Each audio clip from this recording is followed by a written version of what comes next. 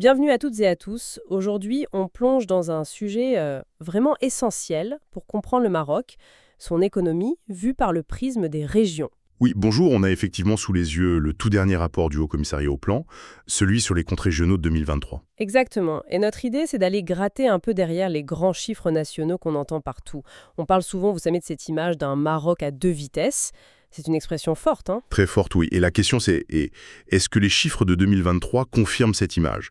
Est-ce que c'est juste une impression ou une réalité économique? C'est ça qu'on va essayer de voir. Alors, pour cadrer rapidement, l'économie marocaine, globalement, a connu une croissance de 3,7% en 2023.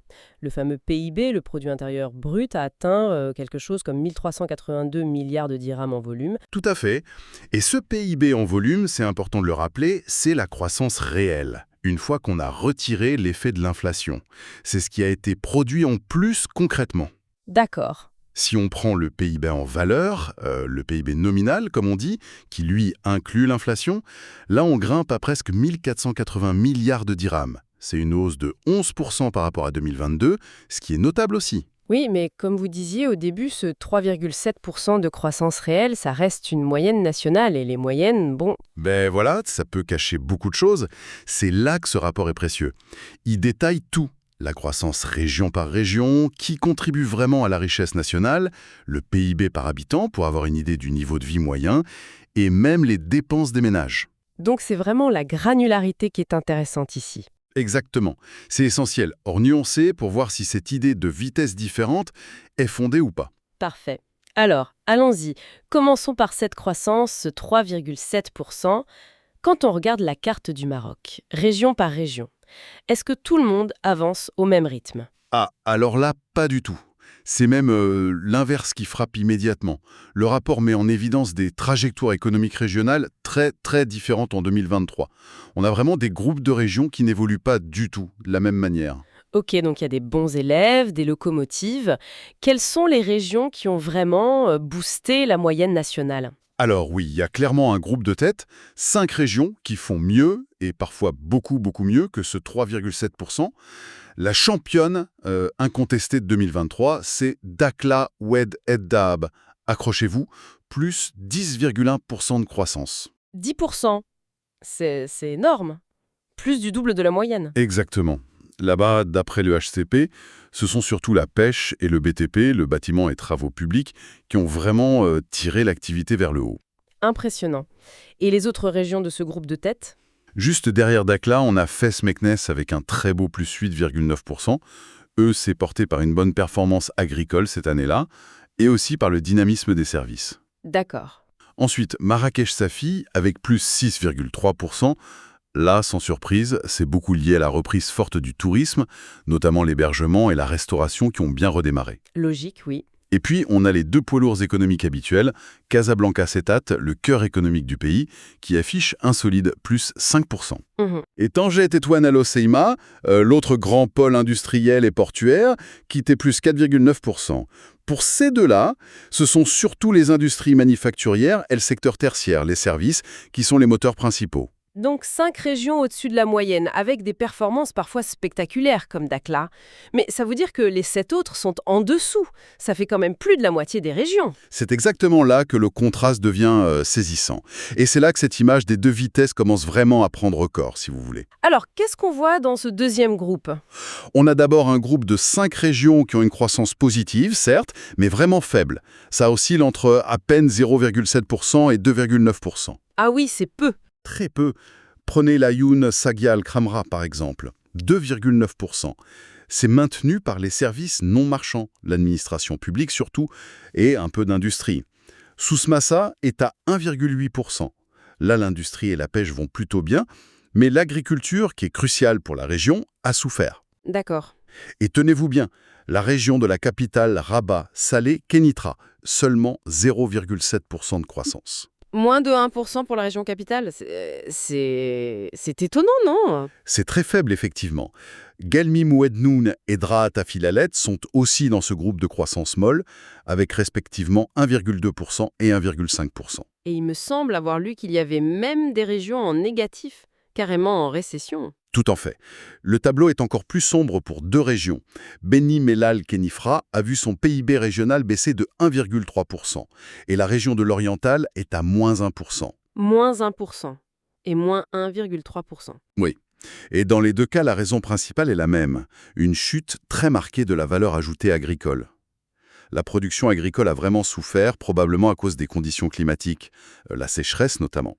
Ça illustre de façon assez brutale la dépendance de certaines régions à l'agriculture, hein. Si la météo n'est pas là, c'est toute l'économie locale qui peut plonger. Exactement. C'est un facteur de vulnérabilité énorme. Donc rien qu'avec cette analyse de la croissance, on a déjà une première image très nette de ces rythmes divergents. Des pôles qui avancent bien, tirés par l'industrie, le tourisme, la pêche, et d'autres régions, souvent plus agricoles ou moins diversifiées, qui peinent ou qui reculent. La fracture est là. D'accord, rythme de croissance très inégal, c'est noté. Mais quid de la contribution à la richesse nationale? Est-ce que cette inégalité se retrouve aussi? Qui fait le PIB au Maroc, concrètement? J'imagine que là aussi, il doit y avoir une concentration.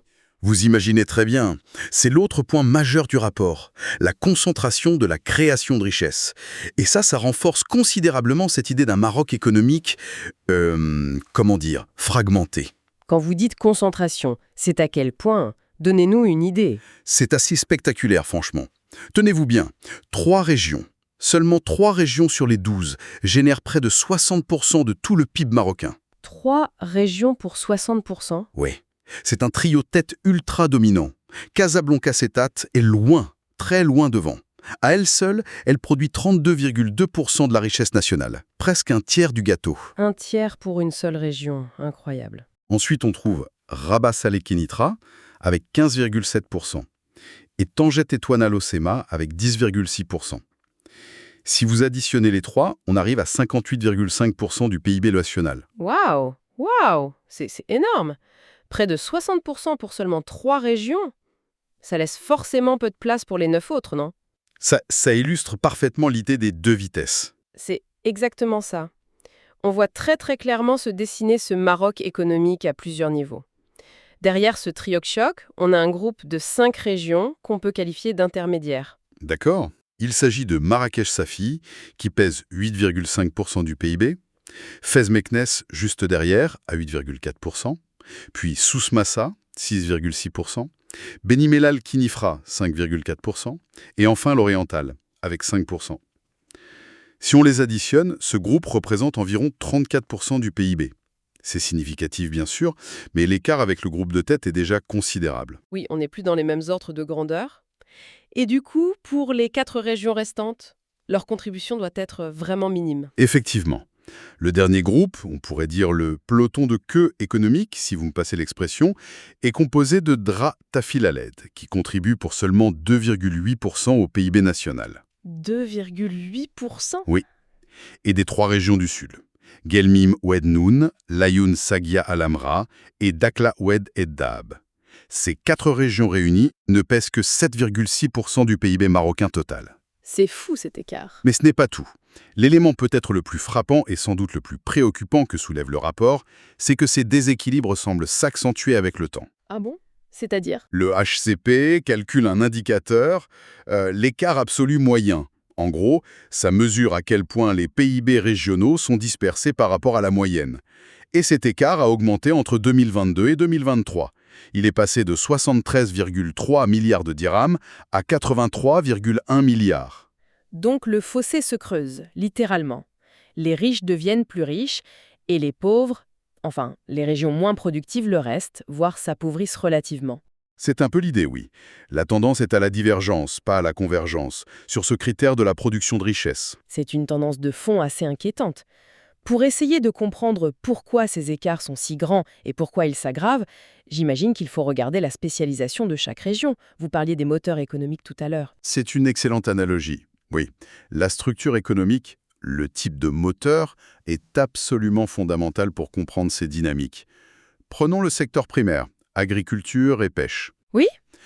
Au niveau national, il représente un peu plus de 11% du PIB en 2023.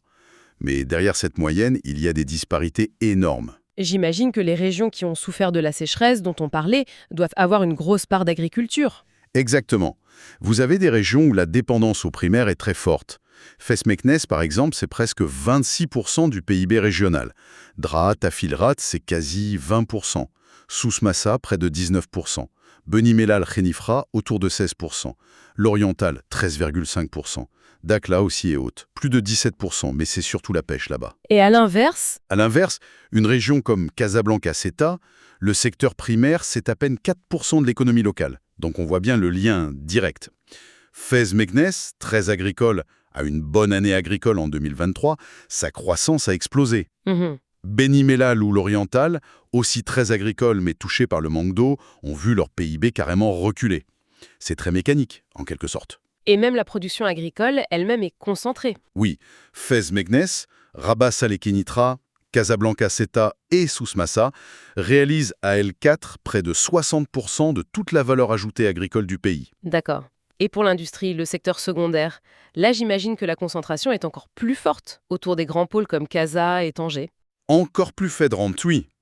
Le secteur secondaire, c'est-à-dire l'industrie, les mines, le BTP, l'énergie, pèse environ 25% du PIB national. Mais il est extrêmement concentré géographiquement. Alors, Les deux championnes, ce sont Casablanca-Ceuta, où le secondaire représente 37% de l'économie de la région, et Tanger-Tétouan-Alocema, avec 34%. L'Ayoun aussi se distingue avec presque 33%, notamment grâce au phosphate, on imagine, et Beni Mellal, près de 29%. mais la part dans le total national. C'est là que c'est impressionnant. Casablanca et Tanger, à L2 seulement, concentrent plus de 61% de toute la valeur ajoutée secondaire du Maroc. Plus de 60% pour deux régions. Oui, la valeur ajoutée, pour simplifier, c'est la richesse vraiment créée par le secteur une fois qu'on a déduit le coût des achats extérieurs. Ce sont clairement les deux grands moteurs industriels du pays. Les autres régions se partagent les restes, si on peut dire. Et le tertiaire, les services, c'est dominant partout ça, non? Oui, le secteur tertiaire, le commerce, les transports, les services financiers, l'administration, etc., est majoritaire dans toutes les régions. Il pèse près de 54% du PIB national.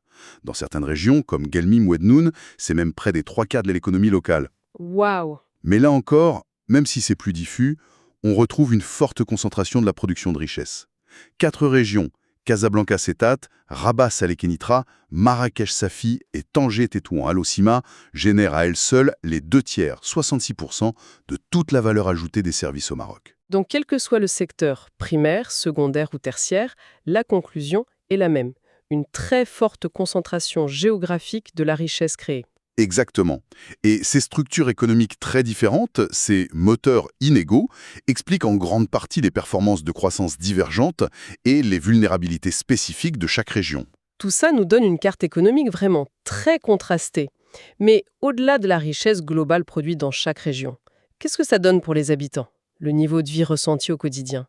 Est-ce que le PIB par habitant reflète ces mêmes disparités criantes? La moyenne nationale, vous disiez, c'est environ 45 000 dirhams par habitant en 2023. C'est ça, 40 508 dirhams très précisément. Et vous avez tout à fait raison de poser la question du PIB par habitant. Parce que cette moyenne nationale, encore une fois, elle masque des écarts de revenus moyens entre régions qui sont absolument considérables. C'est peut-être là que la fracture est la plus palpable pour les gens. Alors, quelles sont les régions où, en moyenne, le niveau de vie est le plus élevé? Il n'y a que 5 régions qui dépassent cette moyenne nationale de 40 500 dirhams. Et en tête, mais alors très très loin devant, on retrouve Dakhla ou Oued Darab. Encore Dakhla. Oui, avec un PIB par habitant de presque 90 000 dirhams. 89 533 DH exactement. 90 000, c'est plus du double de la moyenne nationale. Plus du double, oui. C'est vraiment un chiffre exceptionnel. C'est incroyable. Comment on explique ça à Dakhla? Une faible population pour une richesse importante. C'est l'explication la plus probable, oui. Le rapport ne rentre pas dans ce niveau d'analyse causale, mais on peut supposer une combinaison. Une démographie relativement limitée face à une création de richesses significative, tirée par la pêche, peut-être aussi par des projets d'investissement importants. D'accord. Et après Dakhla? Après Dakhla, on trouve l'Ayoun Sagué Al-Amra, avec un PIB par habitant autour de 69 000 DH. Ensuite vient Casablanca-Ceuta avec près de 63 000 DH, puis Guelmim Oued-Noun aux alentours de 47 000 DH. Et enfin, Rabat Salé Kénitra, presque 46 000 DH. 5 régions au-dessus de la moyenne, donc. Et à l'autre bout du spectre, la région où le revenu moyen par habitant est le plus bas. C'est Draa Tafilalet, avec seulement 25 324 dirhams par habitant. 25 000? Oui. Comparez ça aux presque 90 000 de Dakhla. Le revenu moyen par habitant à Draa Tafilalet est quasiment 3,5 fois inférieur à celui de Dakhla. C'est un écart absolument abyssal. 3,5 fois, c'est énorme comme différence de niveau de vie moyen. C'est considérable. Et un point intéressant, même une région qu'on perçoit comme dynamique, Tanger, Tétouan à Hoceima, se situe en fait légèrement en dessous de la moyenne nationale pour le PIB par habitant, avec environ 39 300 dirhams. Ah oui, c'est vrai, juste en dessous. Et là encore, le signal d'alarme que tire le rapport, c'est cette accentuation des écarts. La dispersion des PIB par habitant entre les régions a augmenté entre 2022 et 2023. L'écart absolu moyen, cet indicateur de dispersion, a grimpé de plus de 1000 dirhams en un an. Il est passé d'environ 13 900 dirhams à plus de 15 000. Donc non seulement les écarts de revenus moyens sont énormes, mais ils continuent de se creuser d'année en année. C'est ce que montrent les chiffres, oui. L'inégalité de revenus moyens entre les régions se renforce. Logiquement, ça doit se voir aussi dans la consommation des ménages, ce que les gens dépensent réellement. Exactement. C'est le dernier volet analysé par le rapport. Les dépenses de consommation finale des ménages, les DCFM. Et c'est, sans surprise, un autre miroir de ces inégalités. Au niveau national, ces dépenses ont totalisé environ 892 milliards de dirhams en 2023. Et j'imagine que la carte de la consommation ressemble beaucoup à celle du PIB, une forte concentration. Tout à fait. C'est même encore plus concentré d'une certaine manière. 5 régions seulement absorbent près des 3/4, 74% de toutes les dépenses de consommation des ménages marocains. 5 régions pour les 3/4 de la conso. Oui. Casablanca Setat arrive, là encore, largement en tête. Elle représente à elle seule 25% de la consommation nationale. Un quart, 1 dirham sur 4 dépensé au Maroc l'est dans la région de Casa Setat. C'est fou. Et les 4 autres du groupe de tête?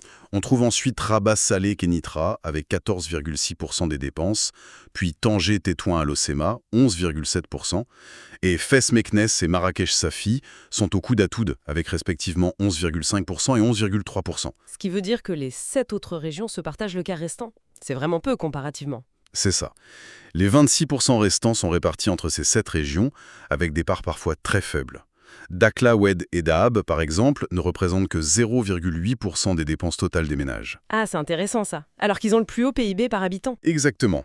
C'est un point qui mériterait d'être creusé. Est-ce que ça suggère une richesse moins bien redistribuée au sein de la région ou une propension à épargner beaucoup plus forte? Difficile à dire avec ces seules données. D'accord. Et à l'autre bout de ce groupe des 7 régions, qui pèse le plus en consommation? C'est Souss-Massa, avec 7,2% des dépenses nationales. Et, vous vous en doutez, comme pour les autres indicateurs, le rapport confirme que les disparités de consommation s'accentuent aussi. L'écart absolu moyen entre les régions a augmenté de 4 milliards de dirhams en un an, passant de 44,2 à 48,2 milliards. La divergence, toujours. Et si on regarde la dépense par habitant, pour voir si ça colle avec le revenu par habitant dont on parlait? Alors, la dépense moyenne par habitant au niveau national est d'environ 24 100 dirhams en 2023, 24 092 DH. 6 régions se situent au-dessus de cette moyenne. 6 cette fois. Oui, 6. Dakhla est toujours en tête, avec près de 32 700 DH de dépenses par habitant. Suivi de près par Casablanca Setat, avec plus de 29 300 DH. D'accord. Ensuite, on trouve l'Oriental, avec presque 26 700 DH. Puis Tanger, un peu plus de 26 200 DH. Rabat, autour de 25 700 DH. Et enfin, Laayoune, juste au-dessus de la moyenne nationale, à environ 24 500 DH. Et les plus basses en dépenses par habitant? Toujours Draa Tafilalet, j'imagine? Toujours Draa Tafilalet, oui, qui ferme la marche avec seulement 17 668 dirhams de dépenses annuelles par habitant. Suivi par Beni Mellal Kenifra, autour de 19 100 DH. Encore des écarts énormes. Et une fois de plus, la tendance est à la divergence croissante. L'écart absolu moyen des dépenses par habitant entre les régions a lui aussi augmenté entre 2022 et 2023, passant de 3 188 DH à 3 378 DH. Donc, que l'on regarde la production de richesse, le revenu moyen ou le niveau de consommation moyen, le constat est le même. Les écarts entre les régions marocaines non seulement persistent, mais ils se creusent. Bon, Si on essaye de rassembler tout ça, le tableau qui se dessine est assez clair finalement. On a une croissance nationale positive en 2023, oui, mais c'est une moyenne qui masque des réalités régionales extrêmement différentes. Tout à fait.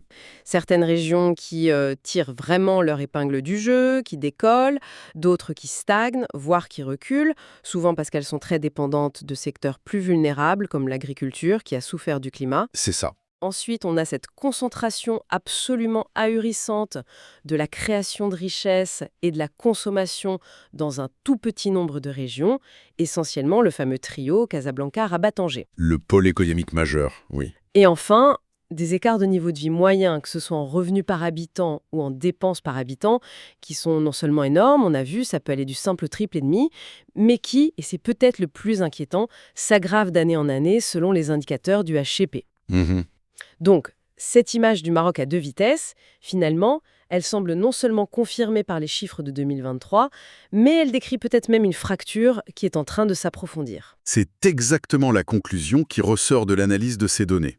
Le tableau d'un Maroc économiquement fragmenté, qui avance à des rythmes très différents, est indéniable. Et ce point que vous soulignez sur l'augmentation des indicateurs de dispersion, que ce soit pour le PIB total, le PIB par tête ou les dépenses, est absolument crucial. Pourquoi crucial ? Parce que ça suggère qu'on n'est pas face à une photographie statique, un état de fait stable, mais bien face à une dynamique de divergence croissante entre les territoires. Les régions les plus riches, ou celles qui ont les moteurs économiques les plus performants actuellement, tendent à s'enrichir plus vite, creusant ainsi l'écart avec les autres. Ce qui veut dire que pour comprendre l'économie marocaine aujourd'hui, et surtout pour imaginer son avenir, il faut absolument passer par cette lecture régionale. La moyenne nationale, finalement, elle ne dit qu'une toute petite partie de l'histoire, et elle masque ces fractures qui grandissent. Absolument. C'est indispensable. Et ça ouvre une question fondamentale pour l'avenir, une réflexion qu'on peut peut-être laisser à celles et ceux qui nous écoutent. Oui. Face à cette divergence croissante qu'on observe en 2023 et qui semble être une tendance, comment peut-on inverser cette tendance ? Quelles seraient les politiques publiques, les investissements prioritaires, les stratégies de développement régional qui pourraient permettre, à terme, de réduire ces écarts ? Comment stimuler les économies locales qui sont aujourd'hui moins favorisées pour promouvoir une croissance qui soit plus équilibrée, plus partagée, plus inclusive sur l'ensemble du territoire ? Vaste question. Oui, assurer une certaine convergence économique entre les régions, c'est sans doute l'un des défis majeurs pour le Maroc de demain. Une question essentielle, en effet, et qui dépasse largement le cadre de notre analyse des chiffres bruts d'aujourd'hui. Mais une question qu'il est important de poser après avoir vu ces données. Voilà qui conclut notre plongée dans les comptes régionaux marocains pour 2023. Merci de nous avoir suivis pour cette discussion. Merci.